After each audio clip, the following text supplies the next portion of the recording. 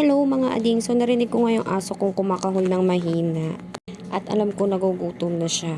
Ito nga pala yung pinapakain ko muna or pinapainom sa kanya kasi hindi pa siya pwede sa mga solid food.